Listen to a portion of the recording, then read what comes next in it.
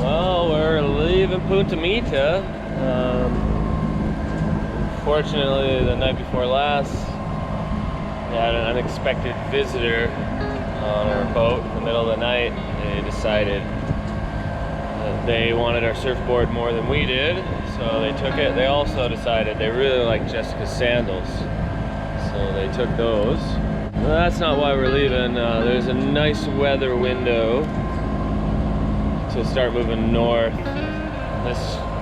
Most of the coast, all the wind blows out of the north, and we're going south. And today the wind's blowing west, so today's the day to go. We gotta get going north. We need to make 500 miles in 6 weeks, and then we can pull our boat out of the water, head home for some work, restock the cruising kitty. Morning's beautiful. Nice sunrise happening. We ended up motoring up the coast and went into a town called San Blas. They have a nice little marina. And that's when we got word that the pandemic had started, and then we'd be forced to stay in the marina. We decided we'd try to make the best of the next month we had and do some land-based activities. So we decided we'd head down to the beach most days and do some small boat projects.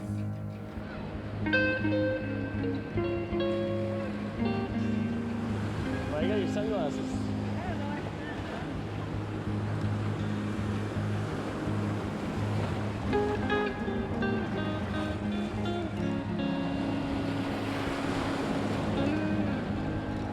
Come on!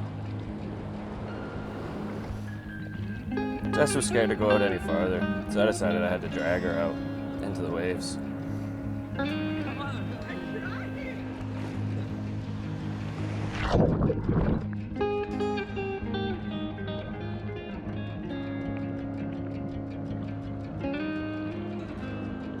Oh, duck this one.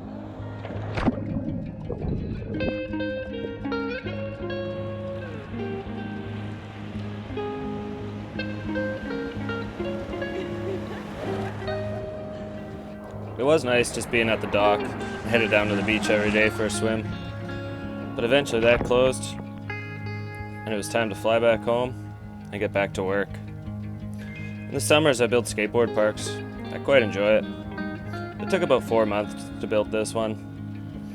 And after it was complete, I always have to test them. It's the only way I can write my skateboard off on taxes. We got the job done, and it was time to head back to the boat for the next cruising season.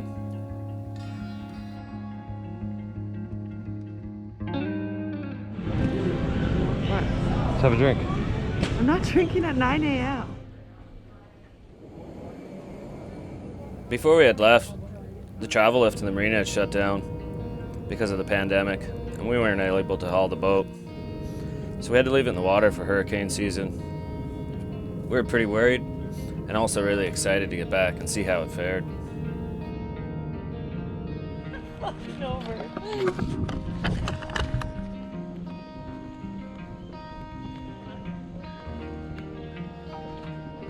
Hola. Sí.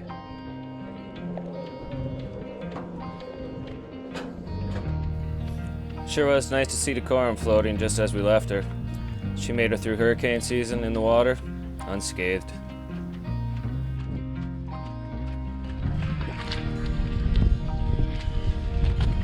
Oh, sorry. How's it looking there? Not awful. Messy. Oh, it's hot. That stinks. Yeah. Oh. I don't see any mold. I know. It doesn't look bad actually. No mold anywhere. Maybe underneath and something, but it doesn't look bad. Except for that food we left in the fridge. I can see a half an avocado in there. Oh, half an avocado. That's gross. Okay, let's get the windows open.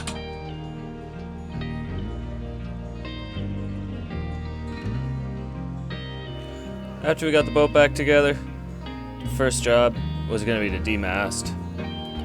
At plan to replace all the rigging. The original stuff, it's seized, I can't adjust it. It's just dangerous.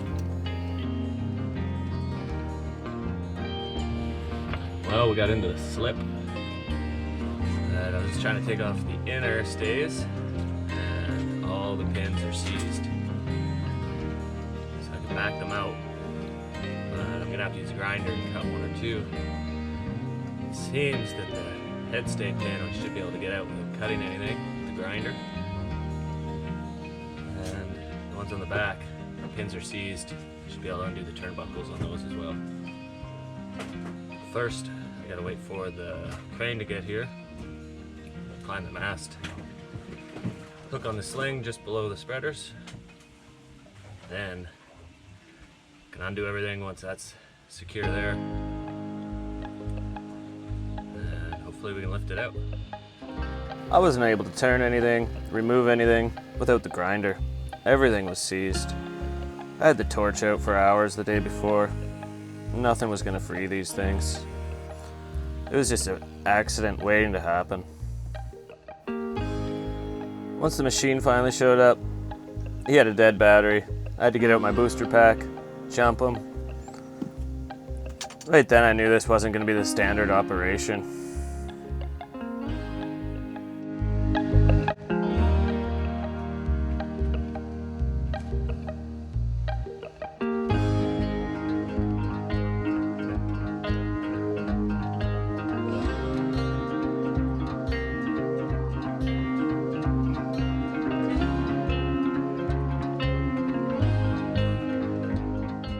I did a fair amount of research on the internet, as this was my first time removing a mast. From the way things went down, it appeared it may be their first time as well.